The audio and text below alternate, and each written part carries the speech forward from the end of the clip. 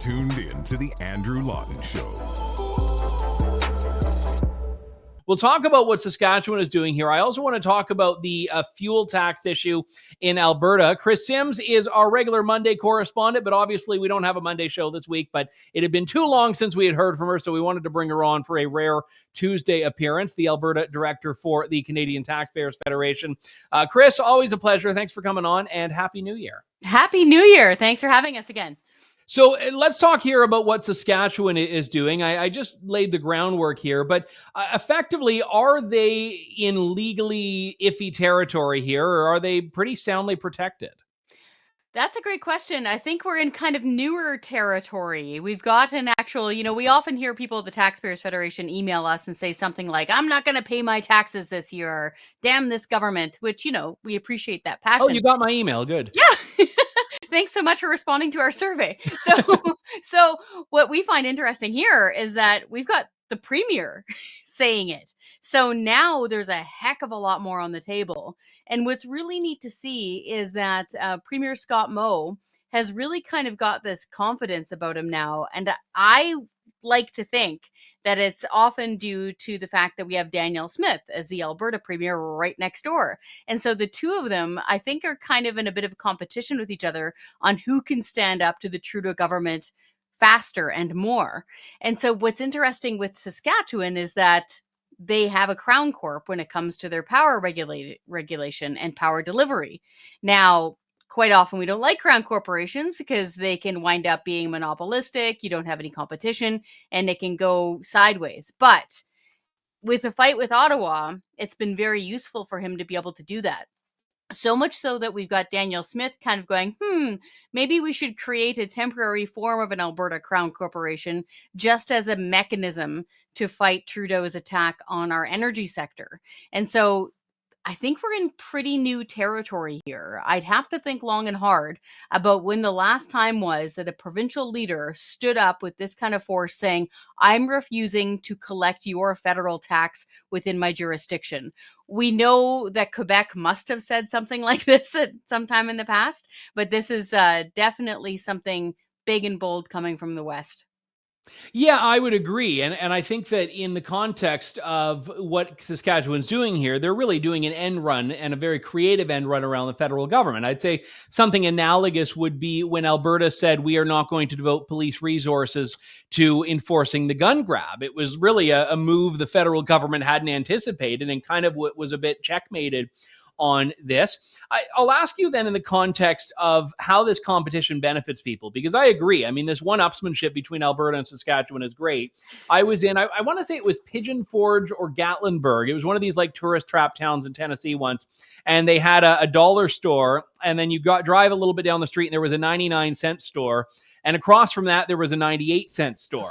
And I was like, this is fantastic. I mean, they're probably all owned by the same company, but like, I was like, this is great. I mean, what better way to be a consumer than be in the midst of three businesses that are all vying for your consumerism here. And if you're, I think you and I were joking in the past, if you live in Lloydminster, which is that city that straddles Saskatchewan and Alberta, you're getting the best of both worlds here. But Canadians benefit when you have provinces that are wanting to really provide a better value for their residents and for citizens here. But the flip side of this is that Alberta's not doing everything perfect. The Alberta government this year reinstated, as of yesterday, the fuel tax. And I know you were really just desperately hoping and pleading with the government on my show a couple of weeks ago that they would walk this back.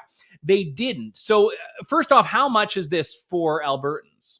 Yeah, this is really frustrating. And so just to focus on the positive again for a second, it's the reason why we're really happy that Premier Danielle Smith and Premier Scott Moe are standing up to Trudeau is because it usually saves people money and it provides more accountability, because typically the more local, smaller government is going to be more accountable and usually cheaper to operate than this big conglomerate amorphous thing that is called Ottawa. And so that is why we're cheering them on when it comes to that sort of thing. Unfortunately, you're right. It's a big head scratcher. So 1 year ago, Premier Danielle Smith did the right thing. She fully suspended the Alberta fuel tax, which saved us 13 cents per liter of gasoline and diesel. And it was big savings. It was like $10 a minivan, $15 a pickup truck, about $130 for a trucker to fill up his big rigs.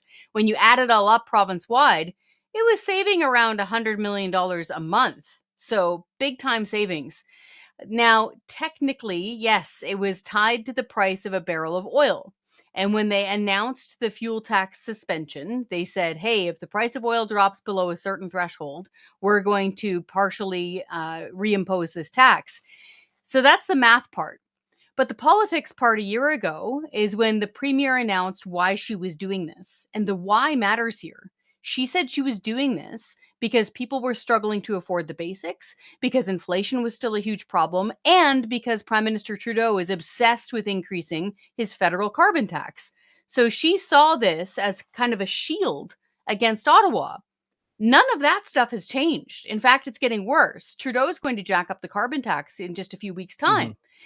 But inexplicably, the Treasury bureaucrats in Edmonton have gotten a hold of Nate Horner, the finance minister, and whispered something into his ear, and they've now increased it. It's up to 9 cents per liter. So for the first time in a year, Albertans are not paying the lowest fuel taxes in all of Canada. That title is actually now in Manitoba with the NDP premier, Wab Kinew. Yeah, and look, I think what you're saying there is valid, and it's why temporary in terms of the government lexicon is never something anyone should take to the bank. But I'll ask you about the why here, because this would be an easy win for taxpayers to make this permanent. Is it just that the government in Alberta can't afford it? Is that their only rationale? Have they really defended allowing this to go back on? That's what they're trying to say, but the problem here is that the math is staring at us in the face. So, great question. If they were teetering on the brink of a deficit, of not balancing the budget, the Taxpayers Federation and people like us would not be clamoring for them to extend this fuel tax relief. We don't want to see deficits. We want to see them running surpluses so they can pay down the debt, okay? Because the debt is a major problem. We're spending billions of dollars on interest payments per year. That isn't the case in Alberta. We have a $5.5 billion surplus right now on the books. They have a $5.5 billion surplus after a year of not collecting this tax. So mathematically, it's a big head scratcher as well. So even if, and they should, even if they kept their promise to put 50% of their cash surplus down on the debt, which they've agreed to do, fine. Andrew, they could still extend this by another 6 months and still have a more than $1 billion surplus at budget time. So this is, again, like, politically, mathematically, we don't get it. This doesn't make any sense. My spidey sense is telling me that I think in Edmonton, I call it auto-washed at the federal level. I think in Alberta, you do a lot of talk radio here. Do they call it dome disease up in Edmonton? Yeah, I think so. They get under this dome, and these bureaucrats at Treasury these are the same people, by the way, who want a PST. Like, they are not our friends. You should not be listening to these people. My hunch is that the politicians, the premier, the minister, are catching a bit of dome disease, and they're listening to the bureaucrats at Treasury who love higher taxes.